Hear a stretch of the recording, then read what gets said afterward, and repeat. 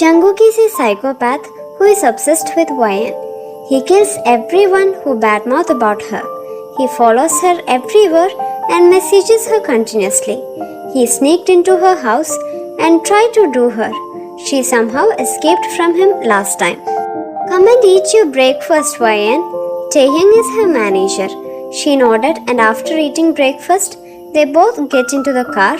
Nearly after an hour, the driver stopped the car in front of a beautiful big glass building with the Jimin fashion written on top of it. YN and Taehyung went inside and pressed the button for the elevator.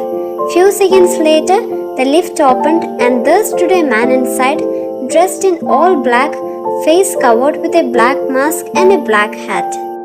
YN, what are you waiting for? Come inside. The lift will close. She gulped hard and she looked at the other man in the lift. Taehyung placed his hand on her wrist and pulled her inside.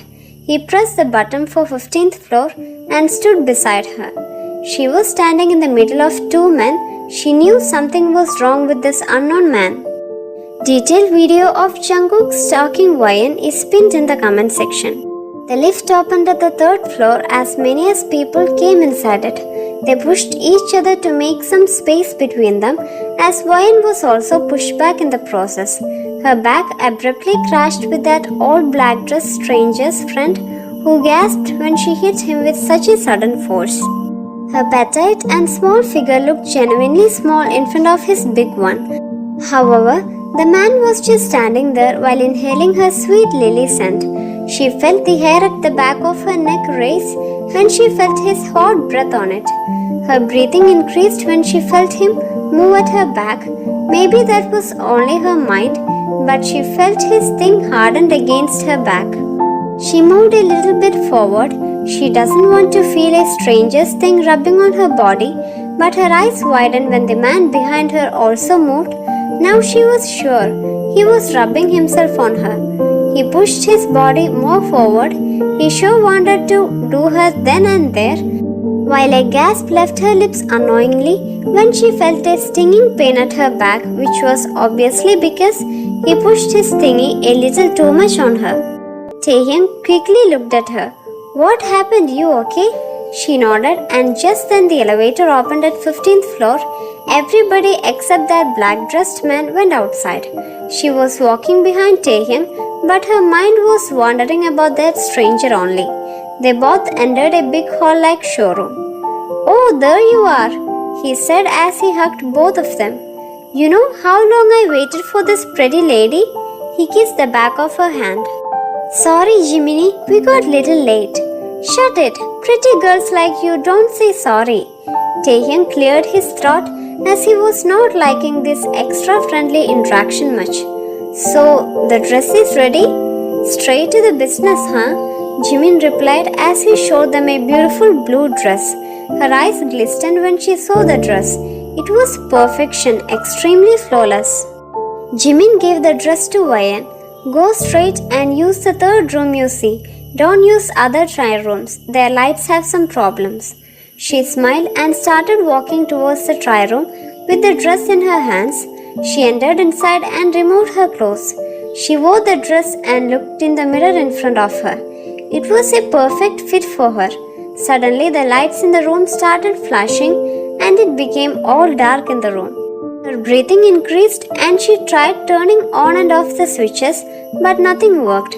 She doesn't realize that someone else had entered the room until a cold hand touched her back. She tried to scream, but her voice came out muffled as that somebody had placed his hand on her mouth from behind to stop her from screaming. The lights turned on again and her pupils enlarged when she saw those eyes again in the mirror in front of her. The ones she saw yesterday night, the ones she saw in the elevator. Now she was sure why the elevator man gave her the same frightening vibes. He was not wearing a mask now, directly looking into her eyes in the mirror. The way her eyes showed fear, it satisfied him. The way she was struggling, it was encouraging him to tear her dress apart then and there and do her against the wall, hard and mercilessly. It would be no fun for him if she doesn't struggle. He slowly pulled out a knife from his back pocket and placed it on her neck. I swear to God, Ryan, if you scream, I'll kill you here and nobody would know. Got me? He slowly pushed the knife more towards her neck. It stung, but he doesn't penetrate it into her skin. I'm asking you something. Do you understand? She nodded her head while tears escaped from her eyes unknowingly. Good girl, he said and removed his hand from her mouth, but his other hand remained in place on her waist, tightly holding her from behind. What do you? Now, did I ask you to speak? He pressed the knife more into her neck, and this time it penetrated her skin. She hurriedly shook her head and he smirked. Good. I don't want to punish you here. He removed the knife from her neck and put it back into his pocket. He was confident that she would not scream now, and yes, she didn't. All I can think about is stripping this dress off you, he said in her ear and placed his chin on her shoulder while looking at her from the mirror. Give me a little show. She instantly looked up into his eyes in the mirror at their front while her whole body trembled with fear. You heard it right. Take off your dress now. I want to see you. He brought his lips near her ears and whispered the last word. Please? Her pleading doesn't affect him, but he became more wounded. Her begging was making him harder.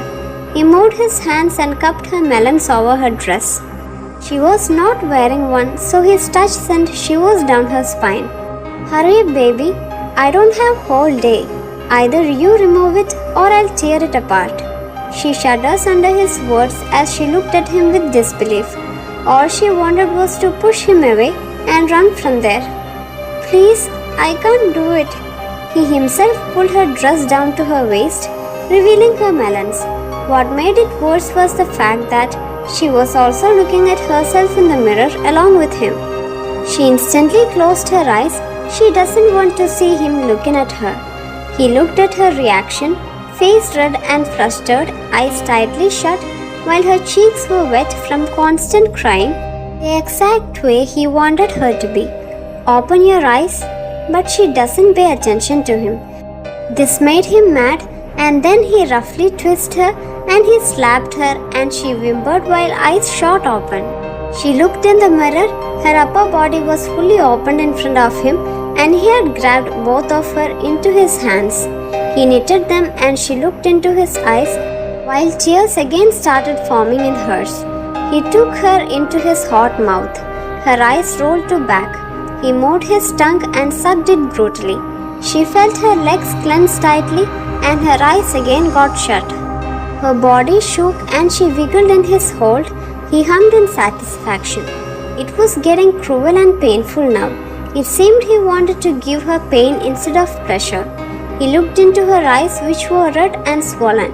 The look in front of him pleased him, that he was the one who made her this way. He felt proud and thrilled. He pulled her dress up, closing the zip behind as he kissed her cheek. I hate it when you cry, but I can't help it. You look so hot in tears, fully messed up for me. I really want to do more, but sadly I have to go. He left her body. She felt relieved, but her heart was still on the verge of exploding. He quickly wiped her face and fixed her hair before going out. She saw Taehyung coming her way as he eyed her up and down. She looked as pretty as a picture, but he doesn't show the delighted look on his face. What took you so long? Yoongi Oppa called, so I was talking to him. He nodded, but something seemed off to him. Let's go, Jimin is waiting. Jimin looked at her entering and his mouth gapped. Oh my! Literally nobody else can look this divine in my designs instead of you, YN. That's why I never sign anyone else. Few days had passed. She was busy with her work and she also doesn't receive any text from that man again. Her mind told her that maybe he was gone and would never come back, but her heart reacted differently. Her inner sentiments told her that he will come. and just at the thought of that, her insides were baffled. Wayan was in her living room. It was midnight, and the night today was darker than ever. Before she could register what was happening, a white damp cloth was forcefully pressed on her mouth from behind. She tried to struggle to get away from that hold, but her eyes became heavy and she felt the surroundings around her get dark. She passed out, but her petite body was held by a man. Sound of the car engine roared in her ears as she tried to make sense of where she was. She looked to her side and saw the only person she dreads. She was in the car, sitting on the passenger seat. Her hands and legs were tied, so does her mouth, with a cloth tightly. She screamed from her lungs, but no voice came from her mouth. Jungkook looked to his side. What? She mumbled again, wiggling on her seat. He looked into her eyes with a deadly look. Be quiet! He stopped the car right in the middle of a dark, empty and dangerous forest. He untied the cloth on her face. Where am I? Why did you bring me here? Instead of answering, he picked her up and threw her over his muscular shoulder. Leave me! He started moving towards the trees, going deep into the forest. Her wiggling doesn't bother him a bit. However, it made him wonder. All he wanted was to throw her on the dusty forest ground and do her till she begs him to stop. The car was no longer visible, and so does the road. They were far away from it now. He stopped in a deserted place. She trembled when he came dangerously close to her, his lips almost touching hers, which were quivering in fear. I want you to run through the forest.